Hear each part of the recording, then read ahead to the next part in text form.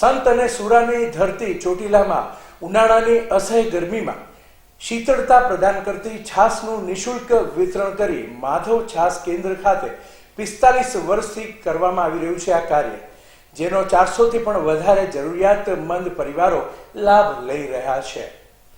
ચોટીલા નગર આમ તો પહેલાના સમયથી પાવન ભૂમિ છે। આ ભૂમિમાં સંતો, સુરાઓ અને શ્રેષ્ઠીઓ પાક્યા છે અને સામાજિક અને ધાર્મિક રાષ્ટ્રીય કામો થતા આવ્યા છે।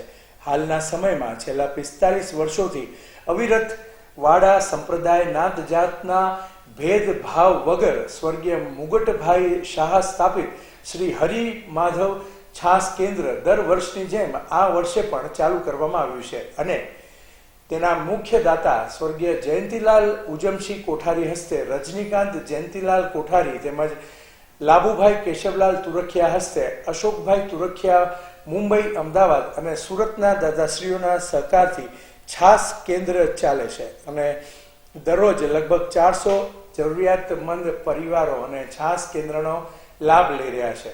હરિ માધવ છાસ કેન્દ્ર મોટી જગ્યાની પાસે કાર્યરત છે, જ્યાં વહેલી સવારે 6 વાગ્યાથી 7 વાગ્યા સુધી સેવાભાવી કાર્યકરો કે જે વયોવૃદ્ધ છે છતાં યુવાનોને પણ શરમાવે તેવા જોશ સાથે સેવા કરતા મુગટભાઈ ખંધાર અને મનસુખભાઈ પીઠવા દ્વારા ચોટીલાના જરૂરિયાતમંદ લોકોને ધારસી ભગતની શેરી પાસે આવેલા હરિમાધવ છાસ કેન્દ્રનો લાભ લેવા વિનંતી કરવામાં આવી છે।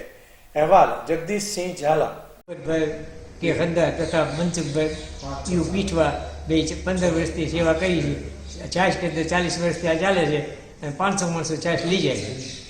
હા, ભૂગતભાઈ વકીલ અને રતિભાઈ મોચી તરફથી એના સહકારથી કામકાજ કરી છે। આનો કઈ તમે ચાર્જ લ્યો છો કોઈનો છાસનો? છાસનો કોઈ પૈસા નહીં લે, સેવા ફ્રી સેવા, વિના મૂલ્યે સેવા ચાલી રહી છે।